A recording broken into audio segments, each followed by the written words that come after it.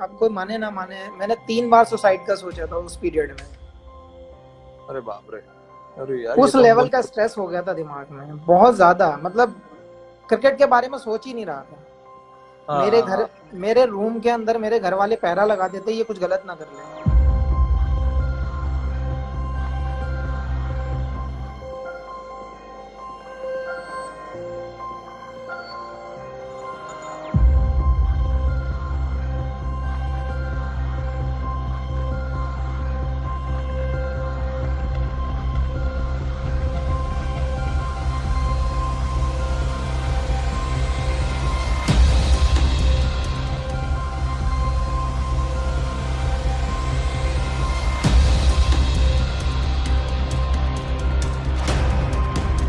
2 साल मैं इसलिए बोल रहा हूँ क्योंकि काफी कुछ तुम्हारी पर्सनल लाइफ में काफी कुछ हुआ, फिर वहां से उस सिचुएशन में से बाहर आकर ऐसा परफॉर्मेंस करना इतना आसान नहीं होता है, क्योंकि पर्सनल पर्सनल प्रॉब्लम्स जो रहते हैं वो वहां से बाहर निकलना इतना आसान नहीं है। तो मैं इसलिए ये पूछना चाहता हूँ और लोगों को तुम बताओ कि कैसे वो सिचुएशन आपने हैंडल किया और अपने माइंड को फ्रेश रखा और मेंटली स्ट्रांग बनाए रखा अपने दिमाग को, कि अगर उस टाइम पे अगर आपका दिमाग फिसल जाता तो आई थिंक आपके लिए मुश्किल होता खेलना।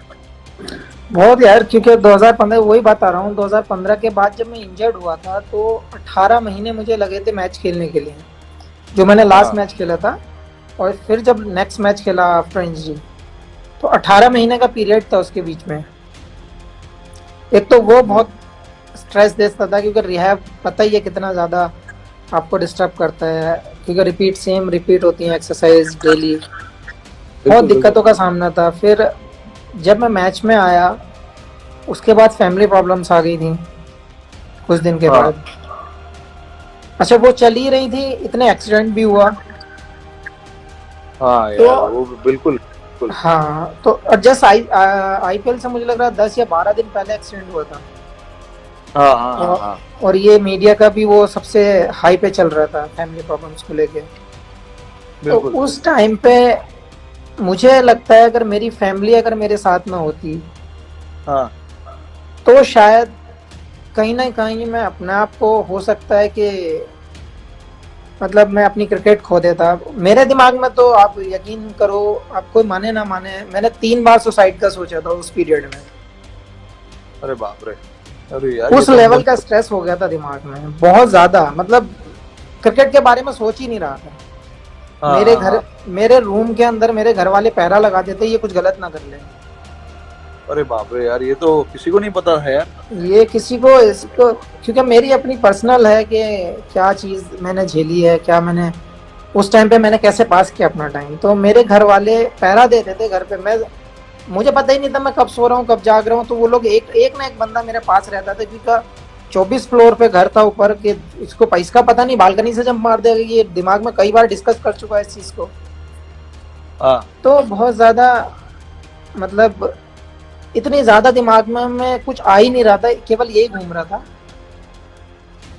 लेकिन हाँ घर हाँ वाले हाँ। समझाने में, भाई बहुत बड़ी चीज है कि घर वाले आपके साथ हो। तो मुझे नहीं लगता कि उससे बड़ी पावर आपके पास है कोई। घर वाले यही समझाते थे, बोले देखो हर बिल्कुल। प्रॉब्लम का कुछ ना कुछ सोल्यूशन निकलता है। हाँ हर परेशानी, हर आदमी की लाइफ में कोई ना कोई परेशानी आती है, बहुत बहुत बड़े परेशानी आती है। गिव अप उसका सोल्यूशन नहीं है। गिव अप नहीं करना चाहिए भाई, सबको सीखना चाहिए ये बात। हाँ, तो घर वाले एक ही चीज कहते थे, गिव अप नहीं करना है आपको। हाँ आप जिस नाम को आज लोग जानते हैं, जिस वजह से लोग जानते हैं, आप उस पे फोकस कर लो। बिल्कुल जिसने तुम्हें बनाया है, जिस चीज ने तुम्हें यहाँ तक लाया है, आप उसको मत भूलो, उसमें खो जाओ। तो बिल्कुल सारी बिल्कुल चीजें छोड़कर मैं इतने हाई स्ट्रेस में मैं प्रैक्टिस कर रहा था।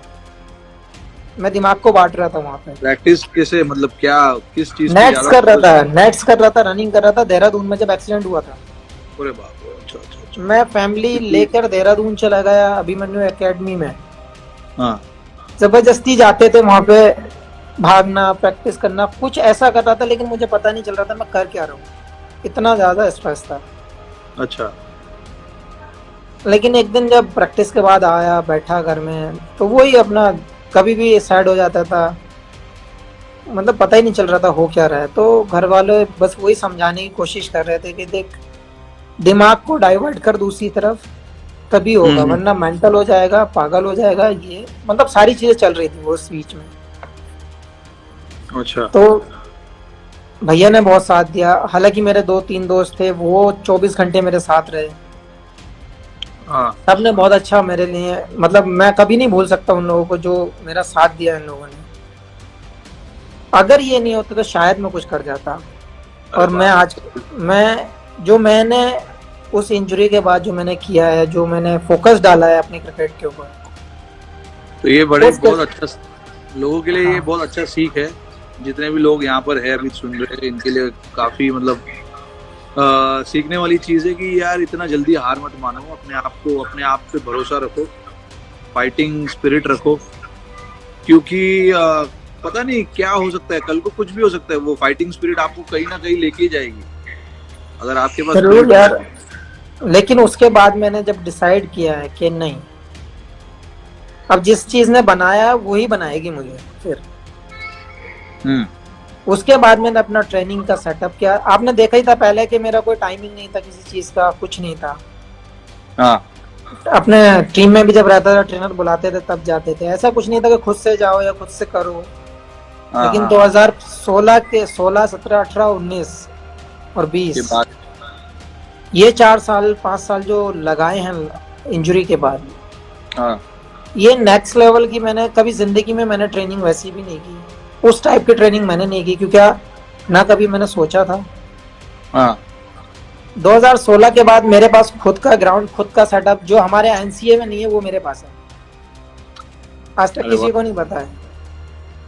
अरे बाप रे, अच्छा, वेरी गुड।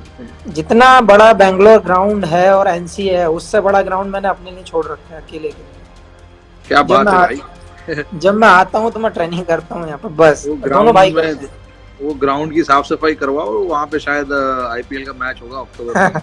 लग तो ऐसे ही उसकी रहा है। जरूरत नहीं है भाई, उसकी जरूरत नहीं है। बस केवल अगर ट्रेनिंग के मैच, लिए है, लेकिन बस ये है कि ट्रेनिंग हो जाती है।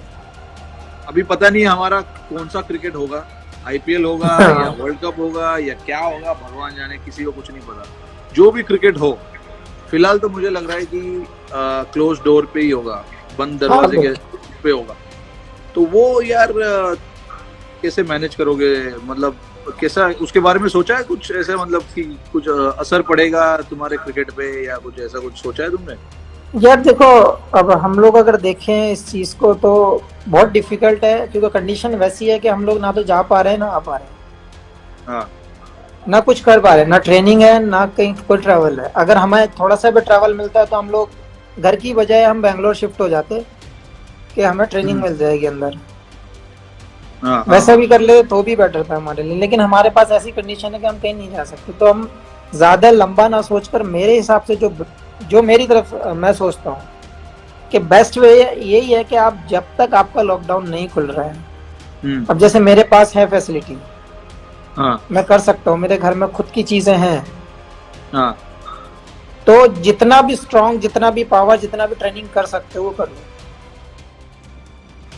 फॉर्मेट कोई भी हो, फॉर्मेट कोई भी होगा, हमें 10 से 15 दिन तो मिलेंगे। अरे ज्यादा मिलना चाहिए भाई, 10-15 दिन नहीं, में कैसे यार?